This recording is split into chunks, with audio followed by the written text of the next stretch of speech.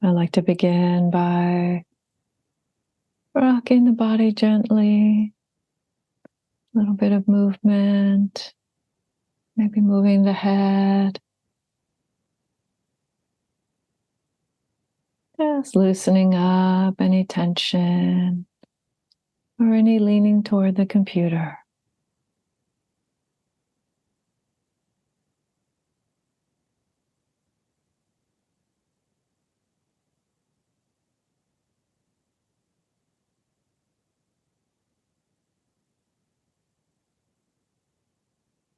And beginning to sense the weight of the body on your seat.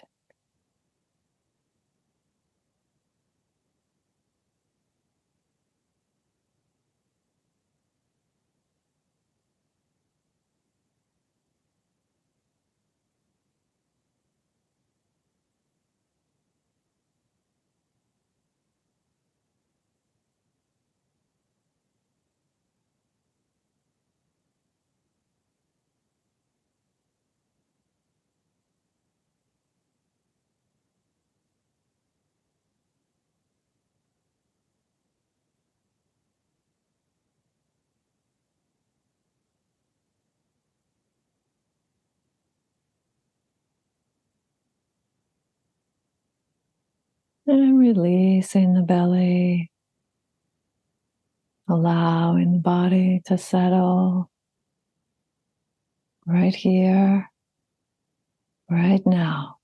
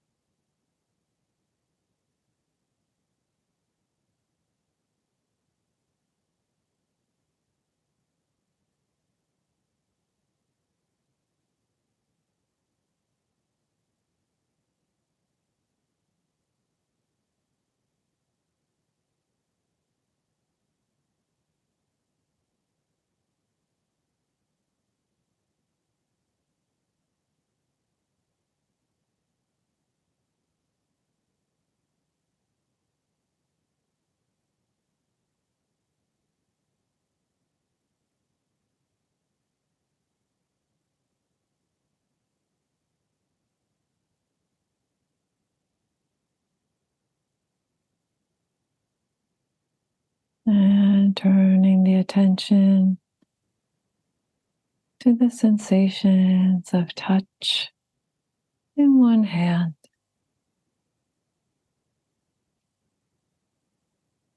Just receiving, just noticing whatever sensations of touch are happening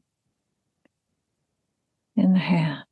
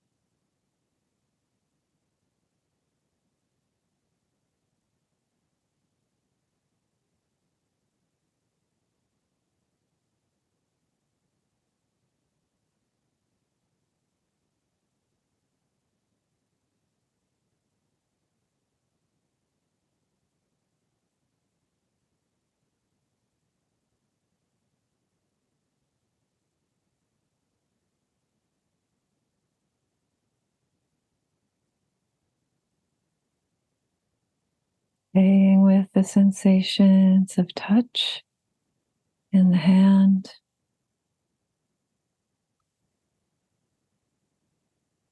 And perhaps beginning to notice whether they are pleasant or unpleasant or neutral.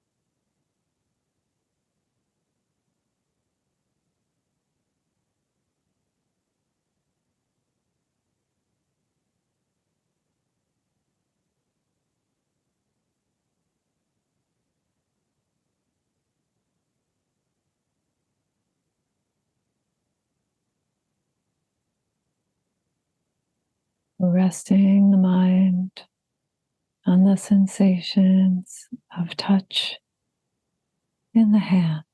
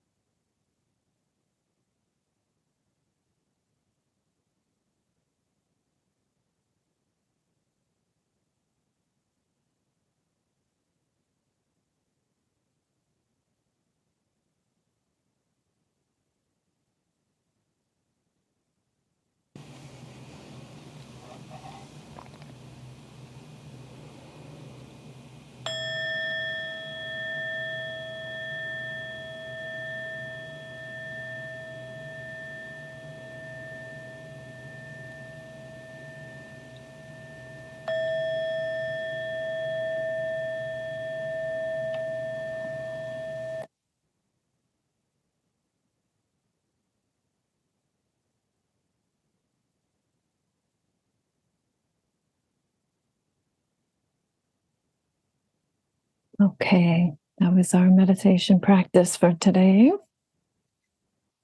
Happy to talk about any reflections or questions about that at the end of our time together. But for now, as usual, going to go on with the Dhamma talk. One other thing I want to mention is that sometimes we're turning on the closed captions. Y'all are, we can do that, but I've looked at them and they can be actually more confusing than helpful a lot of the time. So just try to listen carefully. And if there's something that's of particular interest, we can sometimes get a transcript done through the AI. Okay? All right. Namo tassa bhagavato arahato samma sambuddhassa. Namo tassa bhagavato arahato samma sambuddhassa. Namo tassa bhagavato arahato samma sambuddhassa. Buddhang dhammang sanghang namasami.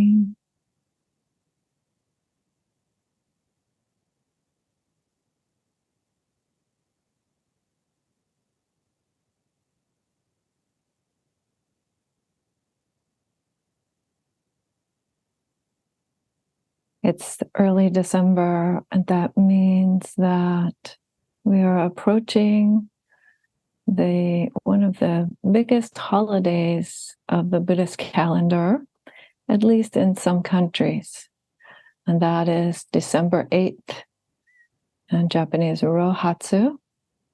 And in Japan, that day is celebrated as the day of the Buddha's awakening, the Buddha's Enlightenment Day, December 8th. Yay! It's a big day. In other Buddhist countries, the enlightenment, the birth, and the death, the passing into parinirvana of the Buddha is all celebrated on one day. That's Wesak. That usually happens in April or May in other countries. But in some countries, it's celebrated like this. December 8th is Buddha's birthday, and then his birth in April and his death in February. So I don't know why it's done separately. Maybe more opportunities for cake. I'm not sure. But because it's coming up, I wanted to talk a little bit about the Buddha's enlightenment, and not from the perspective of telling the story. I might do that next week. But for this week, what I want to do is talk about the content of the Buddha's awakening. What was it that he saw? What was it that he learned on that night? So the stories that we have about this are about him explaining that he learned something called what he later called the three knowledges. And all three of them relate to kamma. Kamma in Pali or karma in Sanskrit. And this topic can be one that is a little tricky for folks. So I understand if there are feelings that come up, please, we can talk about that. We can certainly talk about that.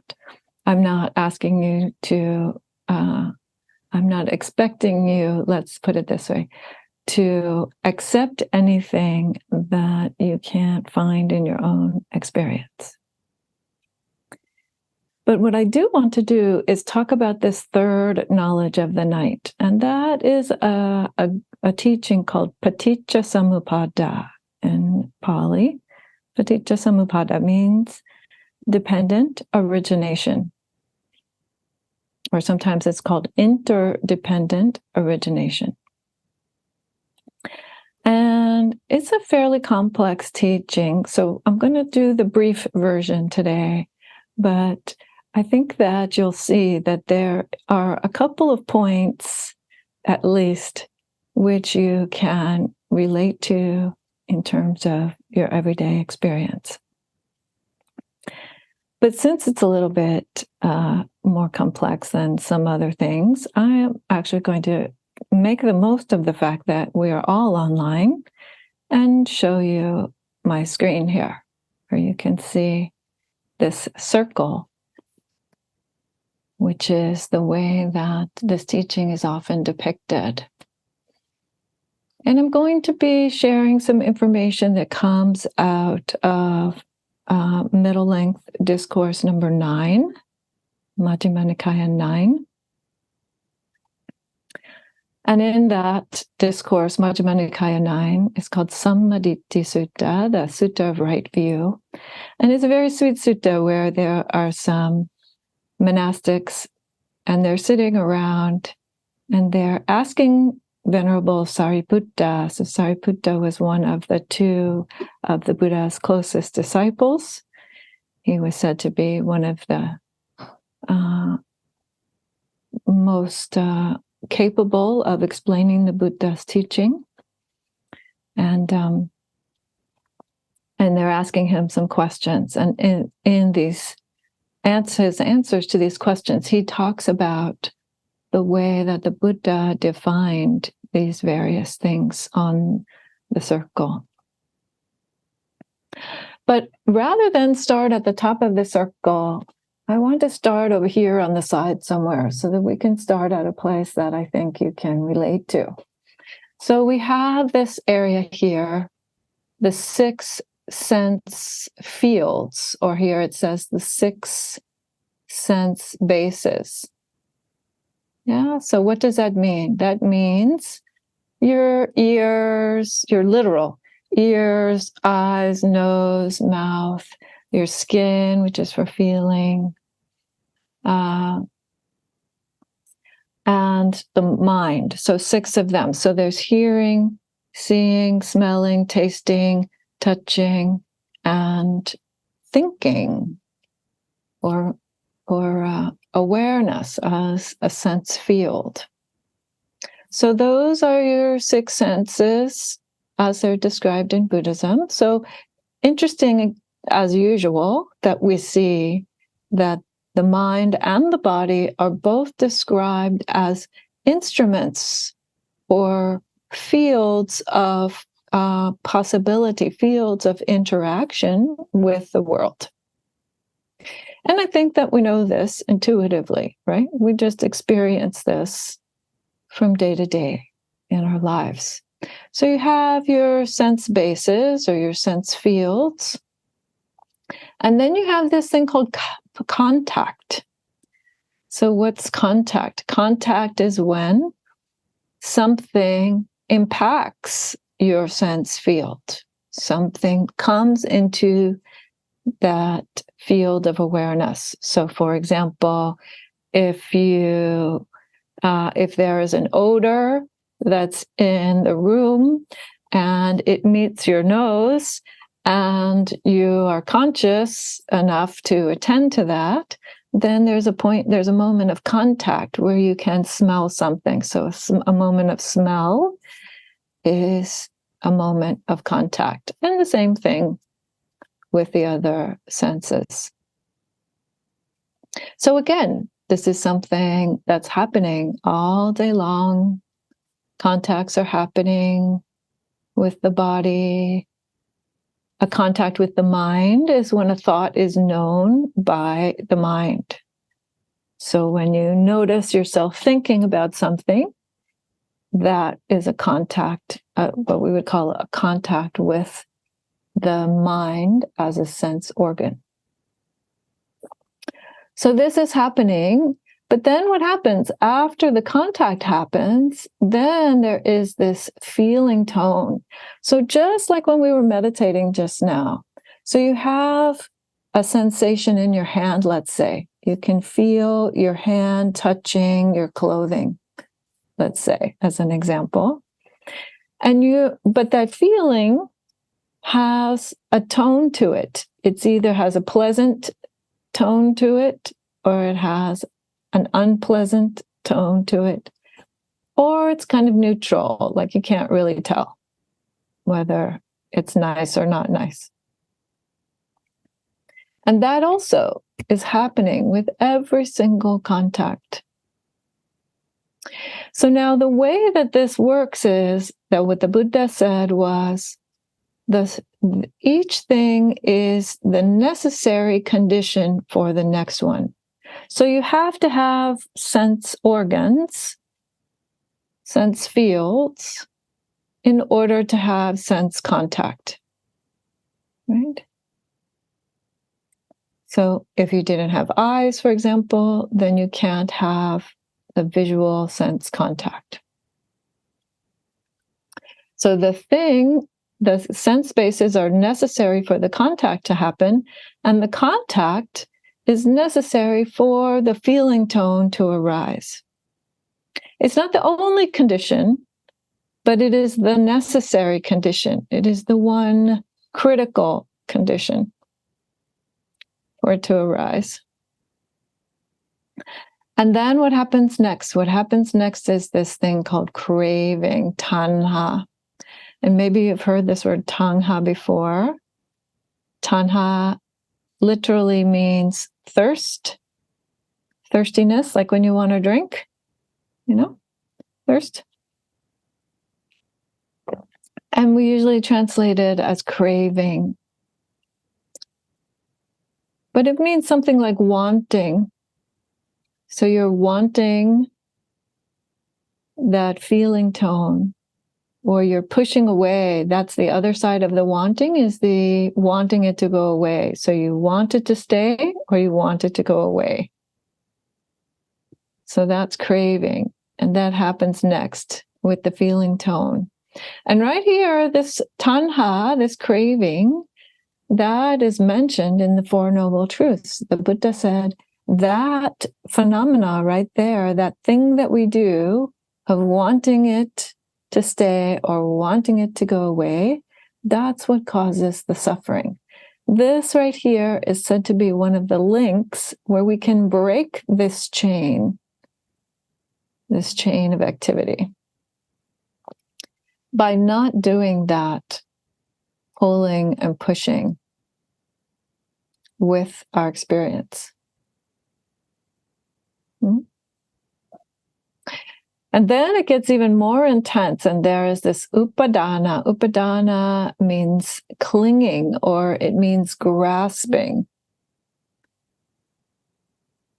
So when there is this wanting something to stay or wanting something to go away, usually we tend to lean into that and we give it importance and we start to put our energy there and we think about it. So we do all of these things that intensify that rather than stopping it. And what that leads to is this next step of becoming. So here's where I need to stop and say something more general again about the whole sequence. So the thing that runs this sequence is karma or kamma. That's what makes this thing go. So when we have this grasping at our experience, or this attachment to the experience, or this clinging to the experience, then what that does is that it creates this tendency toward the arising of the next moment of consciousness. So you might think of it as like, we're always pulling the next moment of consciousness toward us. It's a constant state of pulling that next moment of consciousness toward us so that we have that sense of continuity that we think makes us safe, that we think makes us actually us. that sense of continuity that you feel like, oh, this is me. I got up in the morning and then I did this thing and then I did that thing. That comes from this pulling the next moment of consciousness along because of grasping at them at the moments of consciousness. Hmm?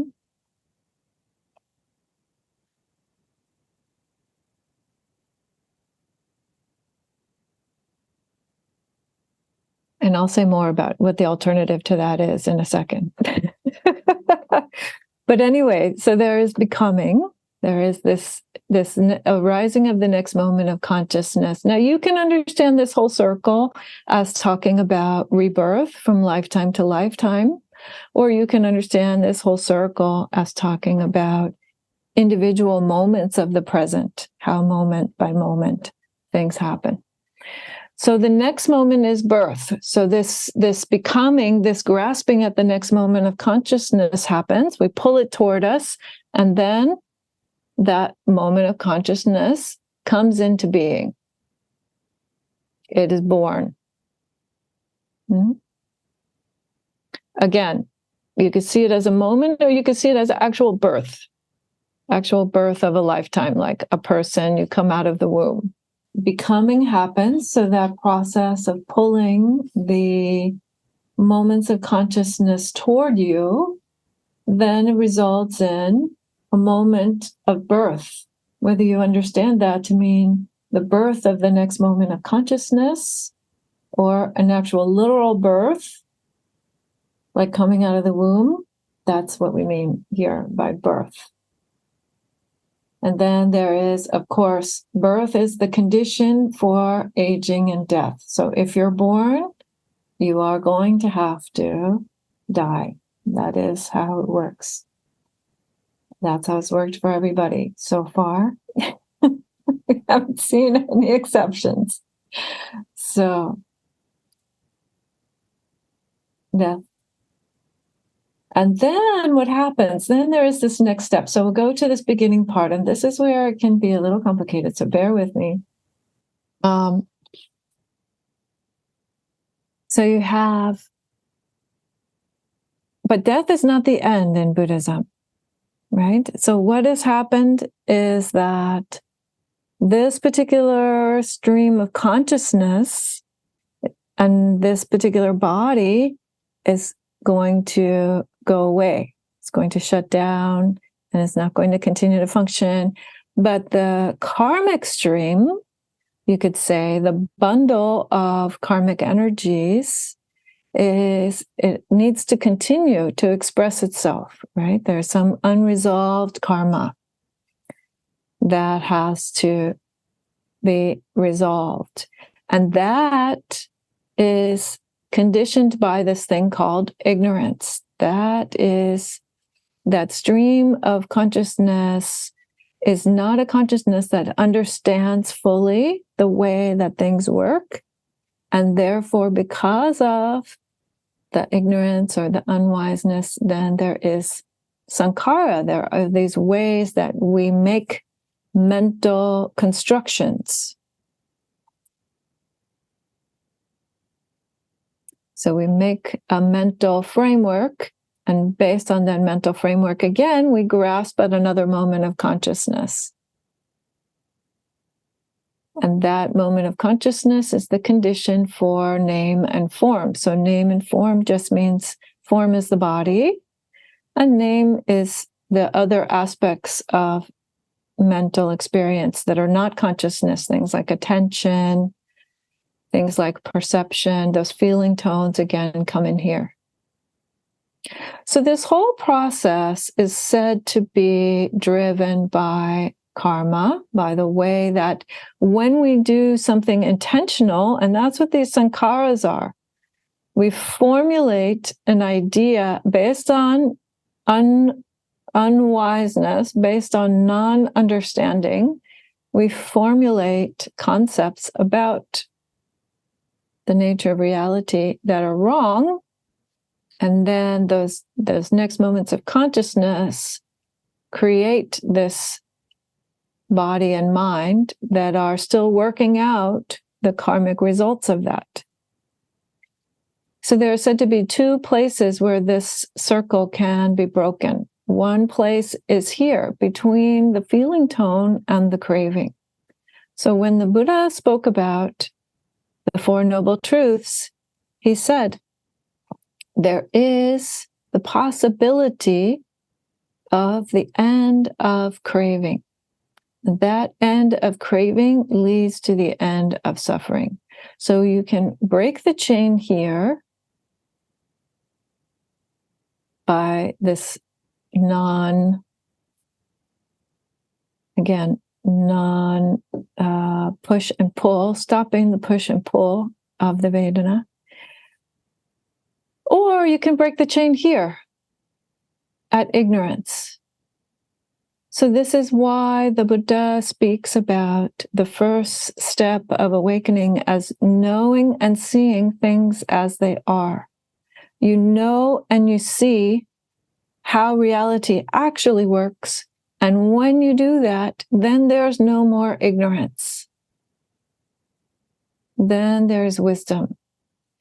And once the consciousness is not impacted by this ignorance, then this whole cycle stops happening. Because again, if you're in harmony, if you're in perfect harmony, which is what a Buddha is, or an Arahant, a person who's fully awakened, any person who's fully awakened, if you're in complete harmony and understanding of how reality works, then there's no karmic leftover. There isn't this residual, this leftover, this stream that needs to go on, this pulling of the next moment of consciousness. So what's in between those moments of consciousness, if we were to stop pulling them and having them come together and feel continuous? Nibbana. Nibbana. The experience of the unconditioned. The unconditioned. So why do I tell you all this? So a couple of reasons. One is because this process is accessible through this body and mind. You saw that over and over again on that circle, the Buddha is bringing up the body and the mind, the body and the mind. Everything that's happening in your life, birth, old age, death, contact, knowing something happening in your body, knowing something happening, some thought, all of those things are showing you how this works. It's literally accessible in any moment. So that's why mindfulness is said to be the first factor of awakening. If you can be present and receptive to what's actually happening here, what's at work here in this body and mind, then wisdom will begin to arise. So it can seem like a very complex conceptual scheme. You can do months of classes on this. I'm happy to do one. But the simplest way to actually begin to approach this wisdom is through your lived experience, through your senses, right? That's where I started. Just like the meditation. You tune into what's happening at your senses, at your sense doors. What's happening there? What kind of contact is happening?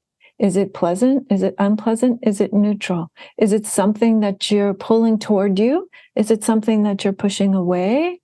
Is it something that you just don't understand and it feels confused and kind of dull? What's going on? Study those things. Study those things. Because that's your doorway into this whole process of unlocking this chain that is driven by not understanding, right? So that's one reason to talk to you about that. And the other reason is because sometimes it can feel like that, like these things are impossible. They're so far away from one's experience. Like the whole idea of dropping craving for experience. The whole idea of not wanting something to stay or wanting something to go away can seem really impossible or maybe not even desirable, right? Like, what would that life look like? So I'll tell you a little story about something that happened to me a number of years ago. This was quite a while ago. Let's see. So it was around, I would say, it's around the beginning of 2004, maybe, end of 2003, beginning of 2004. And I went on a one-day retreat with some teacher that I didn't really know that well. And there was a yoga teacher there too. And it was an okay retreat. It was fine. And the following weekend, I thought, well, I'll just do a little more sitting, just like I did at the one-day retreat last weekend. I'll just do a little more sitting. I have some time. I don't have anything else on my calendar. So I sat down and I noticed, wow, my mind's a little bit agitated or a little bit unwilling to stay put. So I'm going to do a little more yoga because that's what we did last weekend. Did some yoga and that was helpful. So I did some yoga and then I sat back down and I put the dog. So at the time, Roscoe was my best buddy, and Roscoe, I put him in his crate because his crate was right next to where I sat. But that way he wouldn't like tap his little toes all around the house and stuff. He would just kind of lie down with me because he wasn't a good meditator. He wasn't good at staying still when I was staying still. So I put Roscoe in the crate, but he was right next to me. And I sat down again on my cushion and I faced the wall because that's how I had been trained in Zen. And I took 4 breaths. And at the end of that 4th breath, something shifted. And then I wasn't there anymore. But the breath was there. And the consciousness was there. And the knowing was there. And the sound was there. But I wasn't there anymore.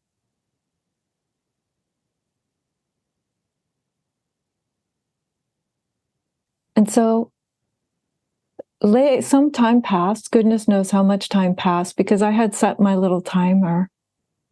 And my little timer was going off when I came out of this state. And who knows how long the little timer had been going off at that point. It was afternoon by then. And I got up and I realized that I'd seen the 5 aggregates without the observer. And I didn't even have those words for it at that point because I didn't have words hardly at all. Because time was moving at like 1/100th of its usual speed. And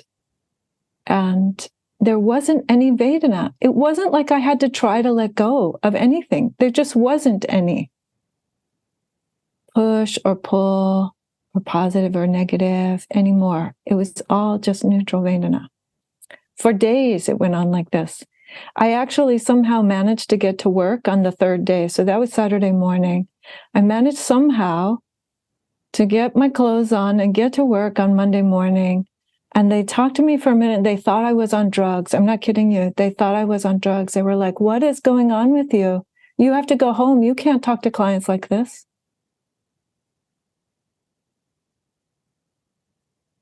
So I went home.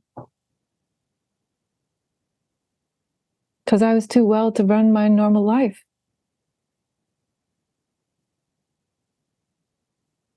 Huh? So I say this also because what I'm trying to say to you is we do let go in a conscious way. That's important. Those little bits of letting go throughout the day, those are important.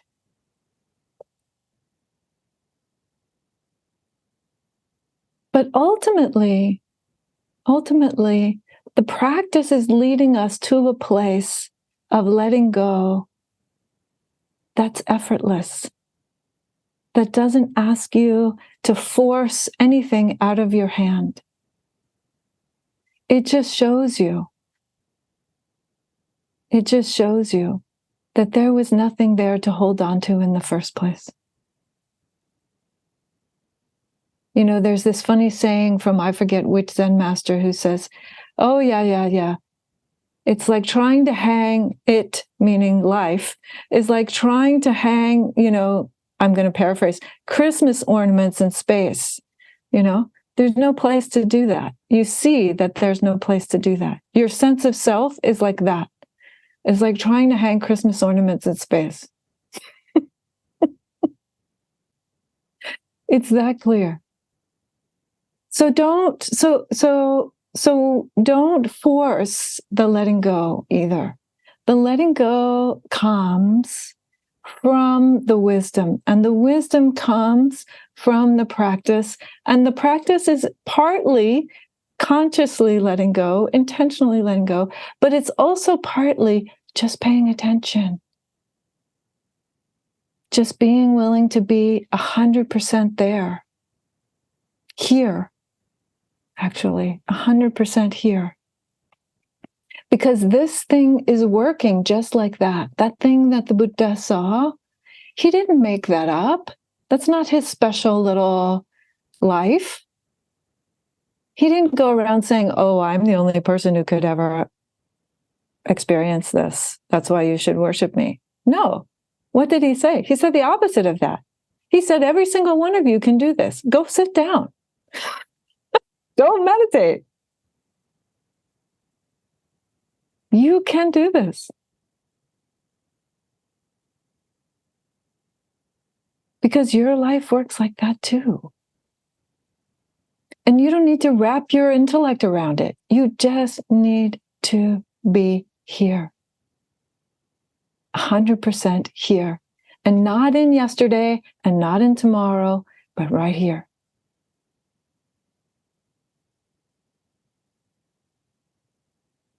And you never know when that moment is going to come. When that moment came in at that time, that particular experience that I had no idea. None. 2 weeks before that, I had been saying, you know, I've been practicing for like 16 years or something, and nothing's ever happened, and I can't believe it. You know, that's why I went on retreat. The week before. Because I felt like nothing was happening in my practice. Right? So the karma is at work, and we, by our practice, are putting the karma to work for us. We are using that mechanism in a skillful way so that we can begin to see. And then the we that sees drops off, and just seeing sees. And it's peaceful. And until then, let go as you can, be present as you can, and don't force it. Don't force it. Right? If there's anything that the Buddha said, he said, I tried forcing it. It didn't work. Right? He tells us in his life story about leading up to the enlightenment, all the hard stuff that he tried to force it. But that doesn't work. He told us very clearly to save us. To save us from having to do all that mistake in practice. So there's a beautiful sutta, I'll close with this. There's a beautiful, beautiful sutta called the Sissapa leaves. The sutta, the Sissapa leaves. I'm forgetting the number right now, but anyway. And the Buddha is in the forest, and he picks up a handful of leaves. They're standing in the forest, right? Completely surrounded by trees. He picks up a handful of leaves and he says, are there more leaves in the forest or in my hand? And of course, the folks that are with him say, well, Bhante, there are definitely more leaves in the forest than in your hand.